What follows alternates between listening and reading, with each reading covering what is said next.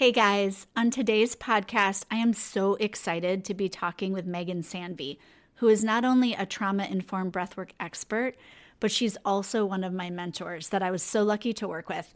And we're going to dive into all of the things of what the heck is trauma informed breathwork, why is it different, why intensity doesn't equal transformation, and really practical ways to tune into your body and your nervous system so that you can avoid things like overwhelm, burnout, stress, and how to really slow down for deeper transformation and healing.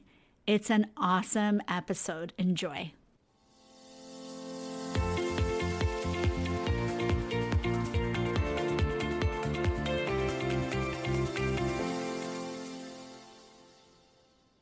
So, welcome, Meghan, to the show. I'm really excited to have you come on and for everyone listening to get to know you and your story.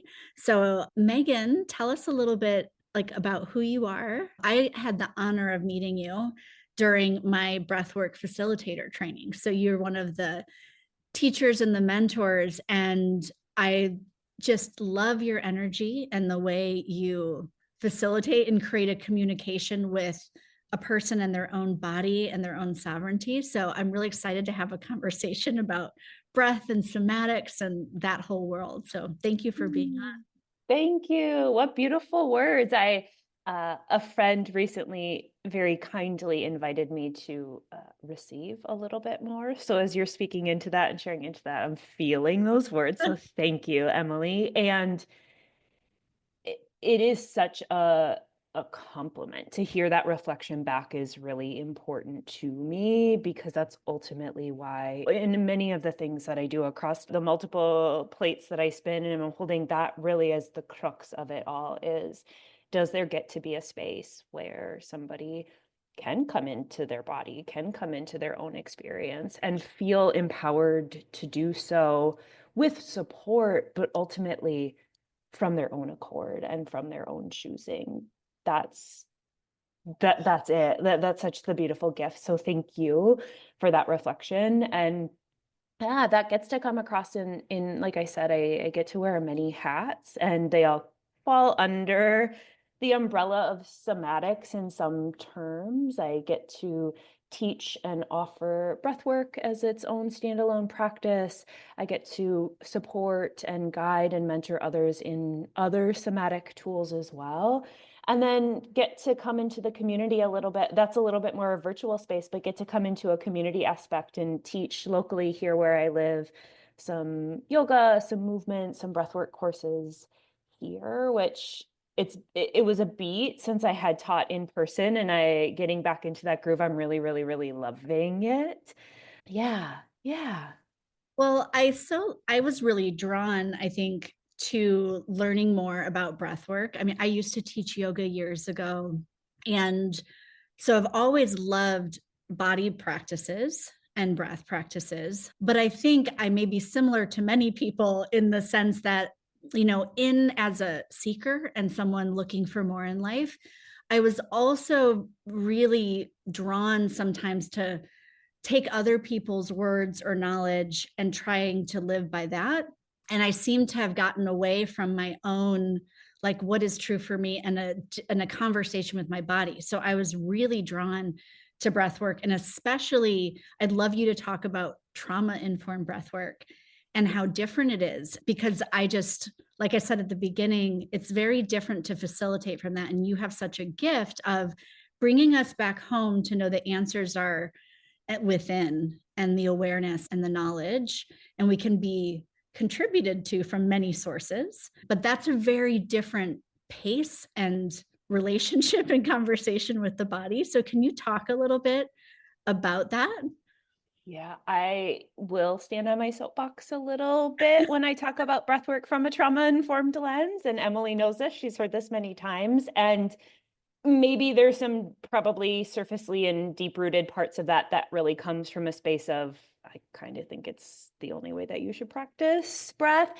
And it also comes from a space of that wasn't what was available to me in my first, or I didn't know that was even a part of what breathwork could be. That wasn't my first experience with breath. And that experience was very impactful and not in the way that it could or honestly should, I believe, have been. And so if we kind of take all of that back, breathwork had been on my radar for about a year before I actually tried it. And at that point in time, I had done a lot of journeying. There was a lot of work around disordered eating and coming back into that space and understanding what that was. And honestly, just getting somewhat healthy from some kind of vantage point. And in that work, it was very cognitive based. It was very black and white maybe ish, and that's just where it kind of needed to be at the time. But in that, I started to get really curious about, I was witnessing other people and I was seeing how they moved and seeing how they operated, and there was just something that I felt was missing from the practices that I was doing. And it didn't come from a space of jealousy, but I just saw people. It was really curious, like, what are they doing that I'm missing? What is this piece that is not coming into my practice? And long story short, it was actually coming into my body and feeling safe and all of those pieces, and not just moving and operating from a cognitive space. But breath came into that, and it really was a space of intrigue. And at that point in time, also, when breath had come in, it was a really heavy, heavy season of grief and loss and transition. And I was kind of grasping at straws. And so, cool, I did this session. It was 45 minutes. It was really intense. There was no conversation ahead of time. There was no prep. There was just, it's just breath, go and do this thing and you'll be fixed, essentially was what it was promoted as and what I wanted out of the deal. I was feeling a lot of things and I didn't want to feel them. I just wanted to breathe it out and fix my whole life and be better and go about it. And what happened in the session is I ended up having a panic attack. And from that, the story was formed of, this is another thing that I can't do. This helps other people. This isn't for me. It was very disempowering. And I had a really hard time after that, even being able to come back and breathe again, which sounds silly perhaps. And even in the time, it didn't really make sense. And with more time and space and understanding of the nervous system in the process, I'm very clear that that was a really big impact on my system, that no longer breathing was a safe thing. So we were going to avoid it at all costs. And it took a lot of support and effort and work and an understanding. It really, what unlocked it was somebody saying, Meghan, trauma is anything that happens too much, too fast, too soon, too little, or too long without your consent. And she followed it up with, why do you think that breath work would be different than that? And it just was that light bulb moment and that understanding of, oh, something big happened here that I didn't give consent for, that it was too much, too fast, too soon. And my system wasn't prepped for that. And in that then became the foundation of why I wanted to practice breathwork and share breathwork and offer truly everything that I offer with a lens of trauma awareness. And that's really what trauma informed care is. It is aware that we all have experiences, big, small, whatever we want to label them as. I don't care, but we have experiences that impact our lives and that have an impact in our subconscious that are moving in the background all of the time, aware or unaware of them. And if we can offer any practice, but specifically in this case, breath work, with an opportunity of, let's be transparent and tell people what can happen. Let's be mindful of the pacing that we're going at. Let's, as facilitators, keep an eye out that we're not pushing our agenda, but we're also holding back and holding this wider place of observation of, hey, what's happening here? And let's invite people to get curious and tune in and pump the brakes or put their foot on the gas if it feels right and exciting and ready to. And that, to me, if we practice breath, if facilitators, if we're practicing breath work, if we're offering it, if we're offering any somatic practice where we're missing that trauma informed lens, I think it's dangerous. I think not everybody's going to have a quote unquote bad experience, but I think the likelihood is a lot higher than if we are working with a facilitator or a practitioner that has some pulse and some awareness on that. And to me, it's just a non-negotiable. And thank you for naming all of that so well. I know when I heard that same way of looking at what trauma is, that those words of too much, too fast, too soon, and I hadn't heard too little or too slow, like whatever your system isn't ready for without your consent. Yeah. And I know one of the things I've heard you say that really also changed the game for me was intensity doesn't equal transformation necessarily. And I think in a lot of the work I had done and have been exposed to, because like you said, breath work, any modality can fall into, if it's not in that lens, right, can Yeah. create that. And I had been very trained of like, if the more intense or the harder I go, and I tend to be like a high achiever and want to get the best results, right? Of Hey, if I'm course. in this. So it was interesting for me to see for myself, I could often handle that, but sometimes I would take these big leaps forward and then go back. Or especially, I would also see that with clients and with people I would coach and work with. And I didn't understand necessarily what was going on until I got to look at it through this trauma informed lens. So, can you say a little bit more of how that can show up for someone? If, like in your example, you had a panic attack, and that's one form, like, can you kind of talk about how people could maybe recognize what this can look like? Yeah, great question. And a panic attack is a pretty big example of it, right? And I love this question because yes, we can talk about some of the bigger examples. That's a pretty, maybe not in the moment it wasn't clear, but now looking back, I'm like, oh, that's a pretty clear indicator that something wasn't working quite right in that space. But what if we could pay attention to, and this is why I love the way that you facilitate and the way that your brain works and that you put things together is like, oh, what if we paid attention to the small things that were happening little by little, that we're building, that we're accelerating, so we don't have to get ourselves or somebody else to the point of having a panic attack to say like, oh, actually, oh, that was a little bit too much. And where do we get to, as facilitators, be present? And more importantly, where do we get to empower our clients, our breathers, whoever we're holding space for, to take notice of what and how that could look and feel in their own body? And so I will say this with a disclaimer, every body is going to be different. So the things that I'm going to name are probably things that I've experienced or that are I see pretty regularly. What I will offer to anybody listening is if something for whatever reason isn't feeling quite right, if you're just even a little like, oh, what was that? Pause, take a break, get curious, ask that, question that in yourself, because Emily will be the first to tell you no two breath experiences are the same, no two breathers are the same. Everything is normal, which is really cool. And also kind of blowing my mind of like, oh, if everything's normal, like, what does that mean in that? And so I think we get to one, just look and see, is there something we're thinking, feeling, or sensing that just seems off? I might not even be able to put a name on it. I might not have a label for it, but something is feeling off. A couple of things that as a facilitator I'll look for, and again, empower others to take a note as, and this might have shown up in many people's yoga practices. If we're not able to breathe, or if it's really work and it's efforting, or it's getting really rigid and really tight, that's an indicator of something's flagging in the system. Let's come back and ease out of it. Let's find our natural breath. Let's slow down. Let's shift something that's happening. So just even awareness of, oh, I was able to keep up with the breath and suddenly now I'm not. Oh, interesting, what's happening here? Shifts that can happen within our body language can be really indicative. If we're sitting or lying down and our shoulders are rolled back and we're open, my gaze is strong forward, and then suddenly I'm really starting to roll in or hunch in, or I'm starting to clench and get really tight in my jaw or my hands, wherever that is. That's not necessarily a red flag of, oh, something terrible is happening here, but it is a space of, oh, something different is happening here. How am I feeling within this different thing that I'm experiencing?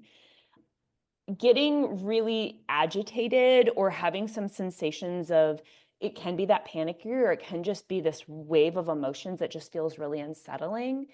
Maybe that again is an indicator of some of those pieces. And so we get to look at it from a space of what's happening internally, what's happening externally, what's happening in where my thoughts are going, what's happening in feelings that are bubbling up.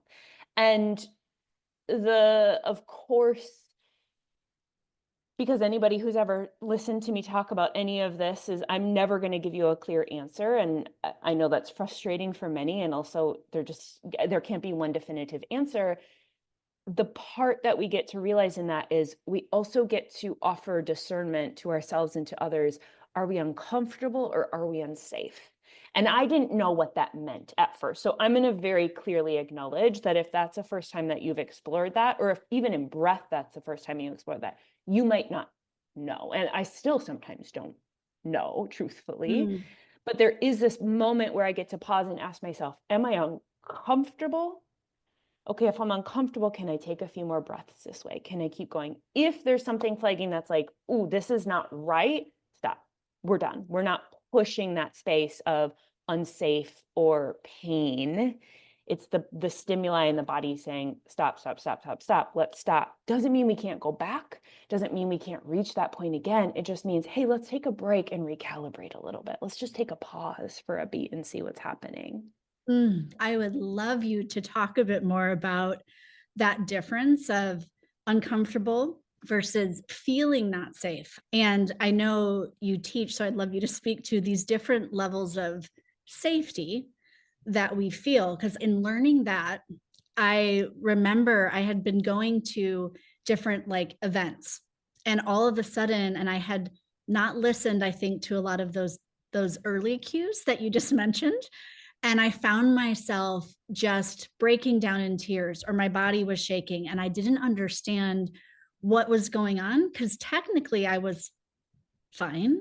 Mhm. But I love when you talk about the levels of safety. I then realized, oh, I didn't feel safe on some of these different levels. And my body was just giving me that message. And I Yeah. didn't know how to interpret it until it was at the point where I was like, what? I can't function. Yeah.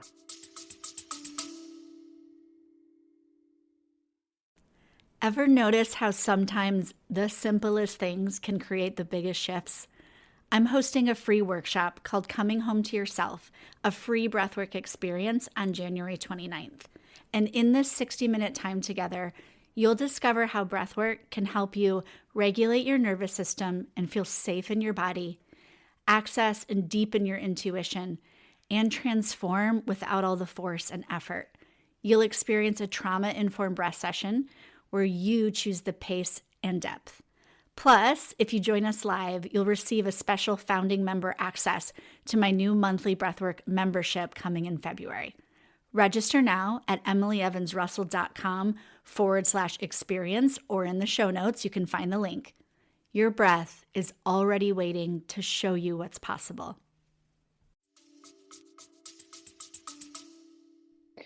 I, uh, uh, 2 year and a half ago, a bit of time ago, did a series where I was doing some combo.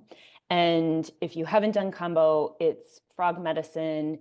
It's meant for you to purge. You get it in your skin, it hits your system very, very quickly. You are very ill, and you have it's if you love it, you love it. And if not, you're like, this sounds so I've never stupid. heard of this. Yeah. It sounds like, oh, cool, let's sign up and just like go puke in a bucket, in a 5-gallon bucket with like a bunch of other people on the floor. Like, how fun.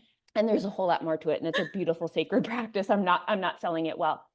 But the crux of it is your body is going to purge. That it's exactly what's going to happen. And I did, and you do combo the inoculation or the initiation is 3 series in a row, and that's kind of the vaccine of the jungle essentially, and then you can kind of go get a tune up when you want to. And I did the first session, and it was very interesting. You're lucid. It's not psychoactive, so you're very lucid, and my body wasn't purging, and they kept putting more medicine on, and it wasn't purging. And this is really gross. Sorry, everyone, but almost everybody filled their ice cream bucket with vomit and bile, and I didn't. And I was like, oh, interesting. Okay. And then I went back again and had a similar experience, and I went back again and had a similar experience. And it wasn't until recalling this to a friend, and she said, well, did you feel safe?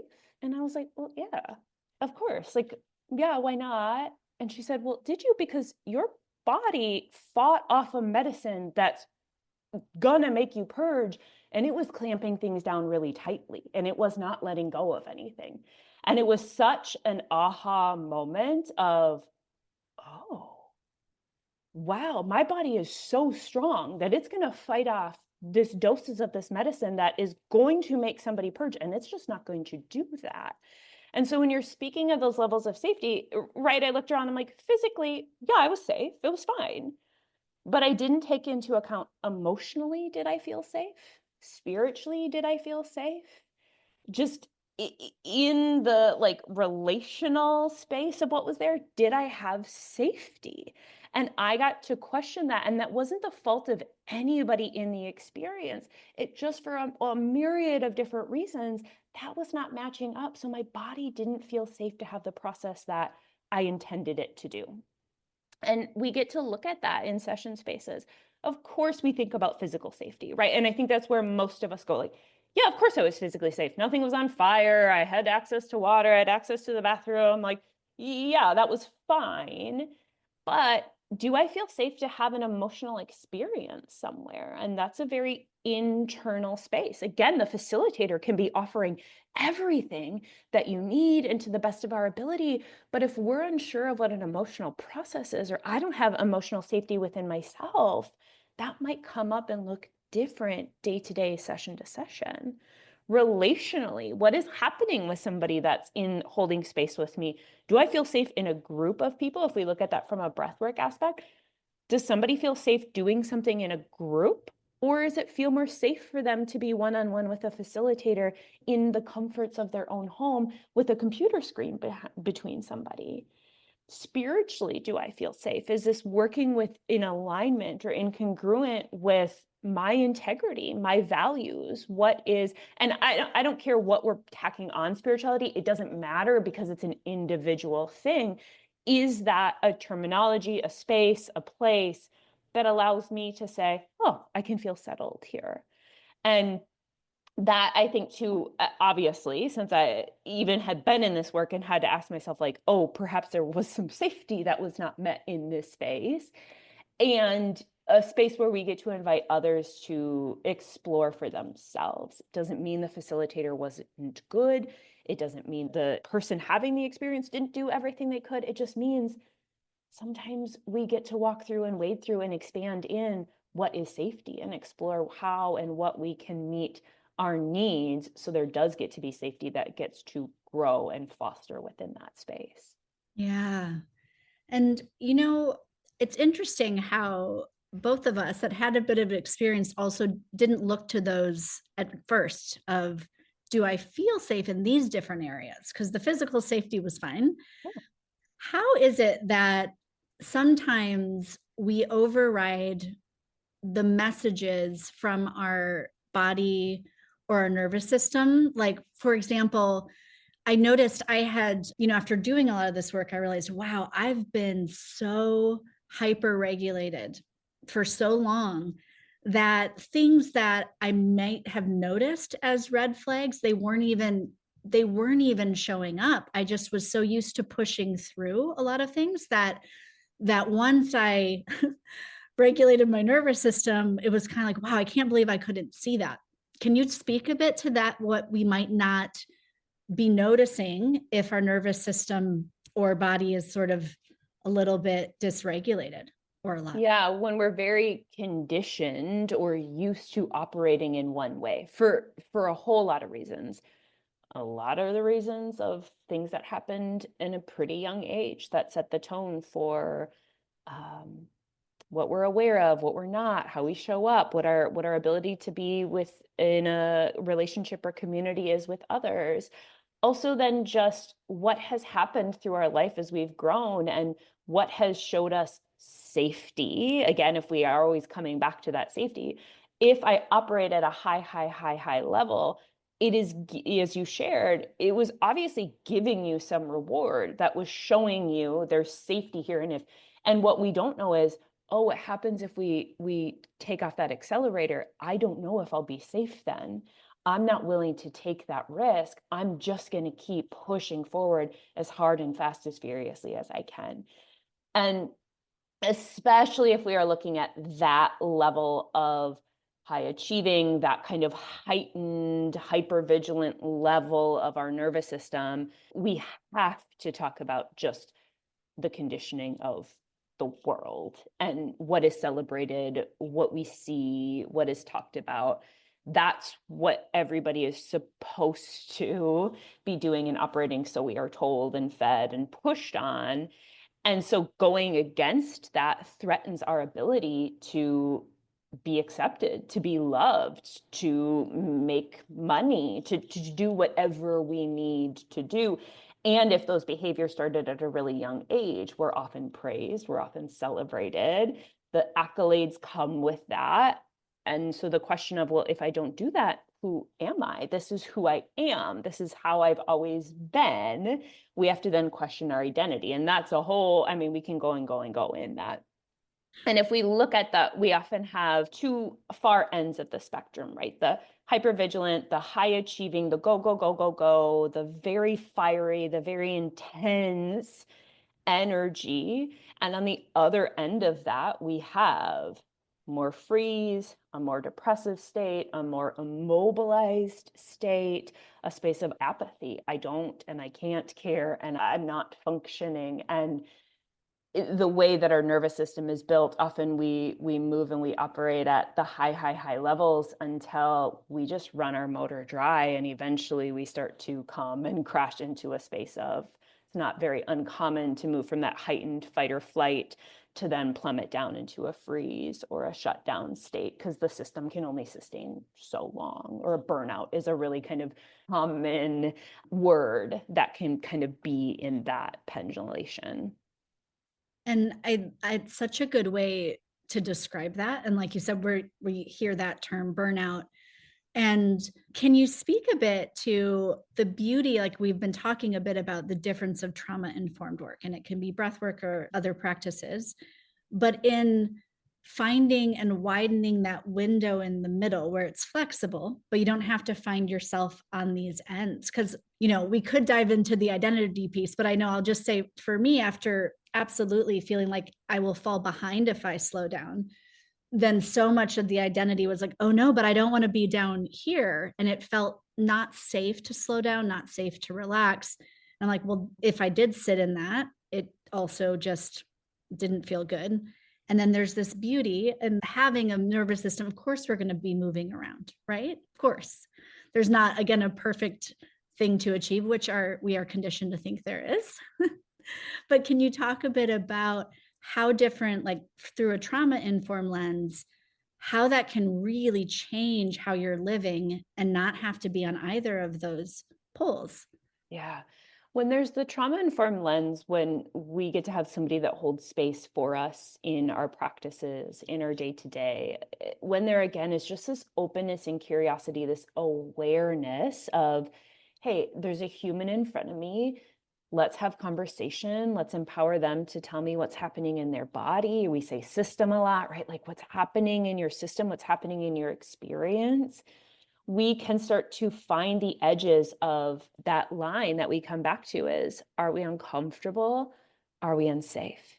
And we can, with that trauma-informed lens, be mindful of where are the edges of that discomfort, and can we hold somebody in that discomfort, reminding them, I'm here, I've got you, you're held.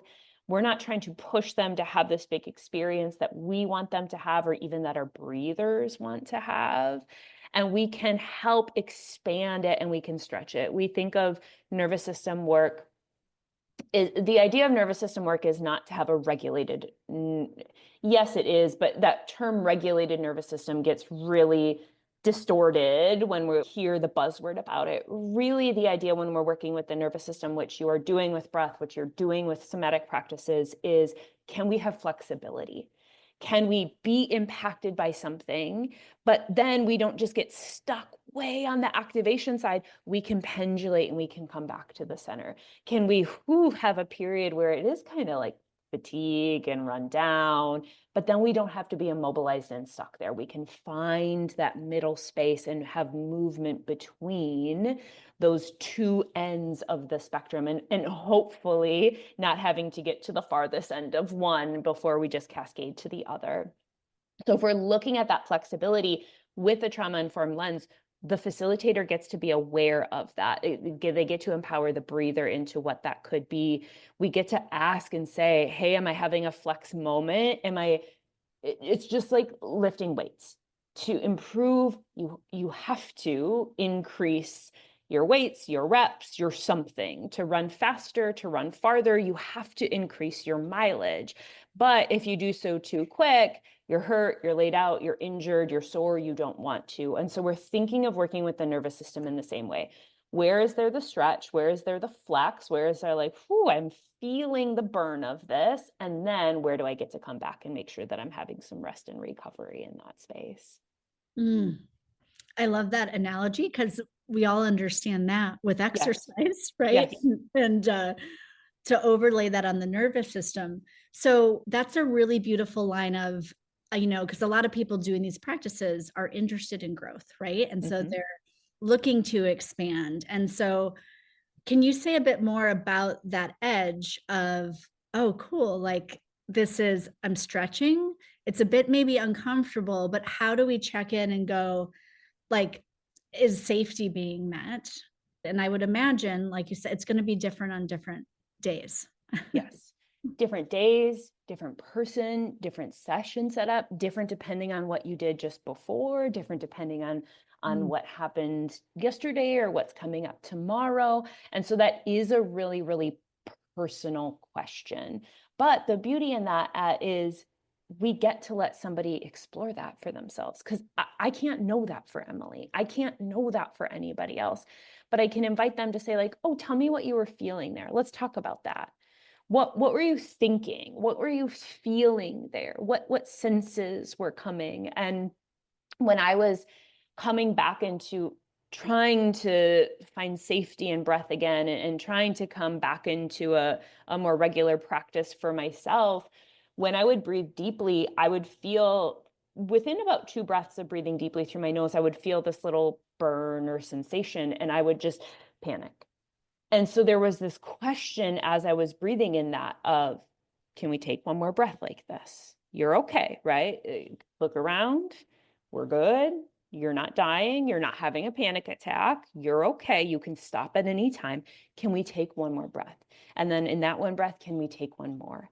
And then in that one more, can we take one more? And there really is that second, it's just a split second of, can I question and say, can I go just a little bit more? And then not shaming or blaming ourselves if the answer is no, not shaming or blaming ourselves if it's like, oh, I could and I maybe shouldn't have. Sometimes we have to get real close to the popping over that line before we know where our boundaries really firmly are, and then coming back into that. And so it really truly can simply just be the question of, in every breath, does it feel okay for me to take one more just like this? And wild how, right, it was just the sensation that would trigger, oh my gosh, this isn't safe. And I got to pause and said, yes, this one is. It's okay to feel the sensation. You might not like it, might feel really sticky, but let's try one more. And so that pacing, that offering, and that gentleness of self to say, I'm not sure, but let's try and see. I'm not sure, but let's try and see. That's beautiful. So in that kind of that stretching and that little bit, can you speak a bit about the difference between where our mind or ego, the pace that it might like to go, versus the body's timeline and just and society, right? Because we are taught to keep pushing and keep going. And there's a very different thing that you're speaking about of moving the needle, this little bit of titration from a body perspective versus what your mind might want to be. Yeah. That's where having, I believe, a trauma informed facilitator in your practice is going to be a really important asset to you, because it will be somebody that allows that and that isn't pushing their agenda, that isn't pushing their ego on where already your ego is pushing. And I know still, if I show up to a yoga class and the instructor says, oh, we're going to be gentle today, I think, oh, thank goodness. As if I didn't have the power to choose that for myself. But that permissioning is really important to me. I also know in Fuel that if somebody's cueing a jump back, I'm like, oh, I guess I better do so. And so we can get really caught up in that energy of what the not even the actual expectations, but what my interpretation of the expectation is. Mm. And that availability for us to just say to our breathers of, you are in control, you pick and choose always. And if we look at trauma informed care, it's also coming with invitational language. Everything is an offering, everything is something for you to get curious about. And knowing that we're also very human humans. And yes, my ego does want to breathe myself off into outer space and float around and have this whole mystical experience, right? My ego did want myself, as gross as it is, to like fill up that whole bucket. So when everybody had their full bucket, like I had my full bucket too. And that's just not what happens. We get to be mindful of that. And we get to have a facilitator that is really supportive of that, not a facilitator that is, in my opinion, cueing every breath as we go. In my opinion, we're going to breathe to the song. In my opinion, that is telling you what to do instead of offering you a suggestion to try and to see. That's where it gets really dangerous, because we are humans. We have been praised to exceed high, achieve high. We have been told the person at the front of the room with the microphone or the playlist or the whatever knows best. So give up your power and just follow whatever they're saying because they know better than I know better. It's a really disempowering pedestaling that can come that is just very conditioned in all of us. And so I know that my breathers are going to have an ego that's at play. So can I let mine as a facilitator go, so I'm not amplifying that need for somebody to go along with that? And I do think the conversation that you shared, intensity doesn't equal transformation. Actually, you don't have to prove that you can achieve more. I've seen that from you all the time. I'm really curious what it would feel like to do less in your system. And that can feel like the most intense and challenging piece of an experience if we're used to being on one other end of that go, go, go, go, go energy, and continually reminding our breathers, this is your experience. This is your timeline. It can't be the same as everybody else. It just isn't. So can we meet ourselves in that? And so much easier said than done. So much easier said than done. Yeah. I love that you talked about it's such a beautiful playground or place of exploration to really look at this, putting the power back within ourselves because we so easily give it away. I think of, I have two daughters and I was picking up one from a haircut, and I was like, how was it? I was waiting there, but then we were talking afterwards. She goes, well, the blow dryer was too hot. It really hurt. And so we were having this conversation about that's your body. That's when you can say something. That person, that's just a hairdresser. But even that dynamic, that power dynamic, and for a young girl, she didn't want to say anything. And I thought, wow, we start that so young. So have you found especially because you had that first experience with breath work and then really went back in at a different pace with that trauma informed lens, have you found that that's also then putting that power back and that sovereignty back with you? Have you seen the ripple effects in different areas? And can you talk about that with yourself or with people you've worked with too? Because I think that's such a really powerful part of this. Yeah. Yeah, absolutely. I can look back at so many experiences that I had and either go back and say, oh, this is where we gave our power away. What and how can we do differently next time? Or even in those moments, right? I'm very clear now in a practice. If we're doing something I don't like, I don't really care what the facilitator is doing. I'm going to do what works best for me. And that took a lot of time. That took a lot of time. And there still is that internal battle of don't hurt somebody's feelings, don't go against what they're doing, follow the crowd, follow the group. So there's still a lot of that comes up. And there is also a part of, hey, if I really don't like something, I just get to walk away and be done. I also don't have to sit here and just be a part of something that no longer feels good. And that gets to show up in a breathwork session. That gets to show up, in places like that.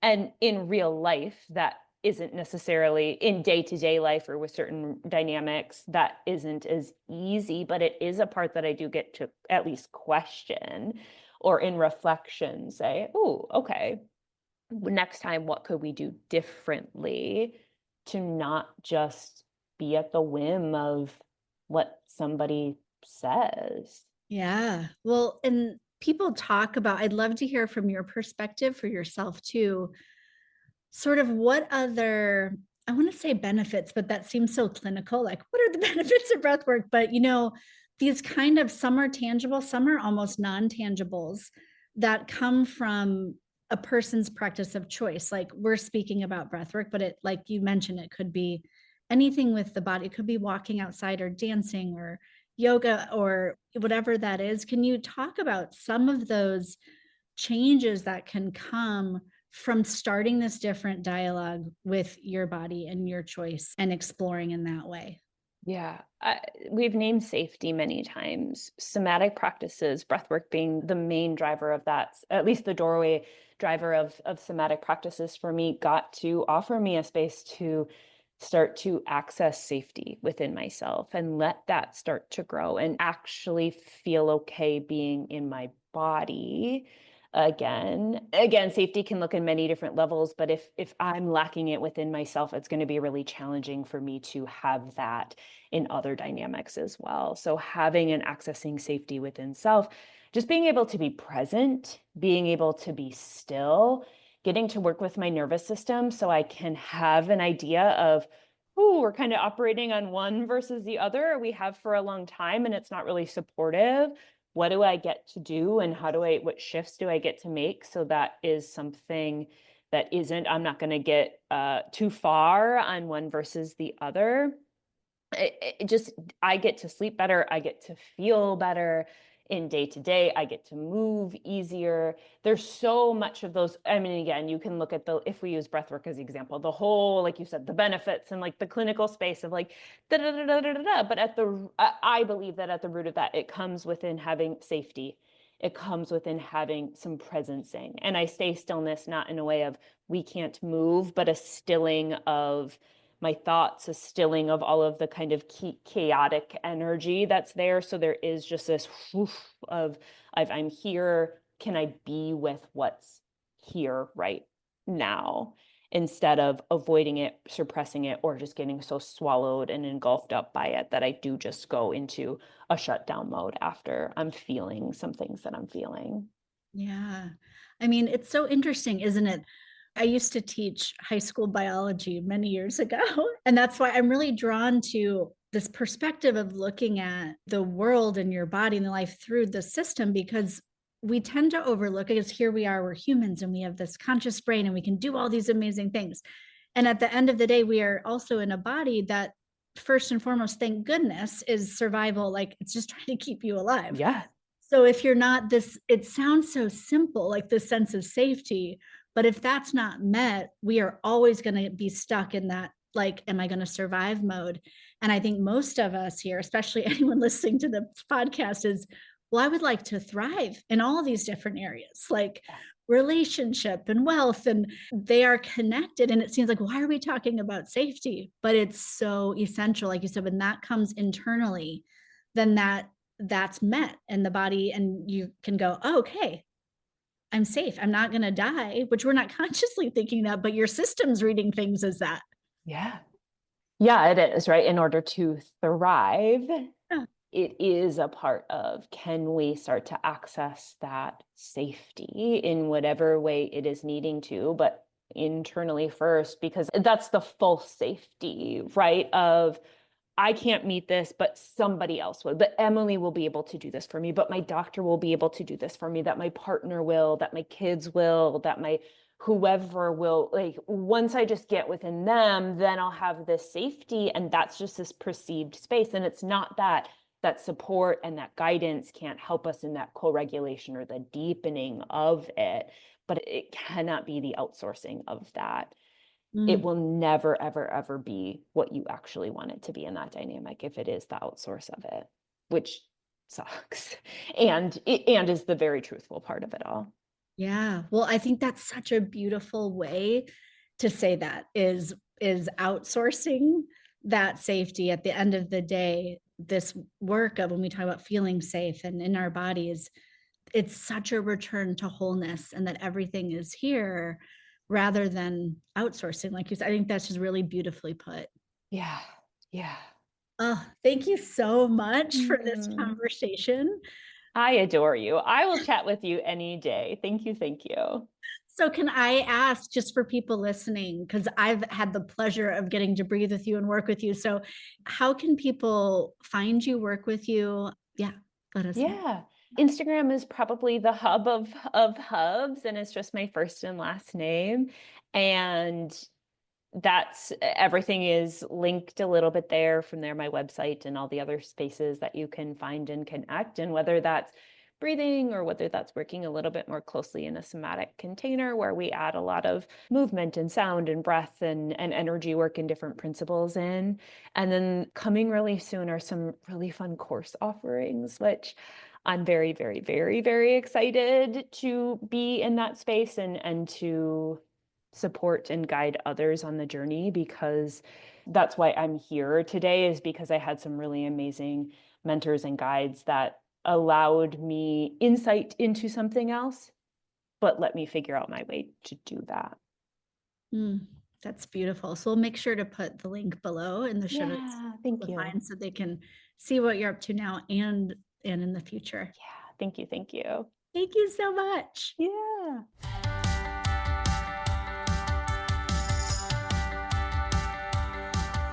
I hope you got something out of that episode. If you like this podcast, please share it with someone you know who'd find it useful or interesting, and subscribe so that you can listen to past and upcoming shows.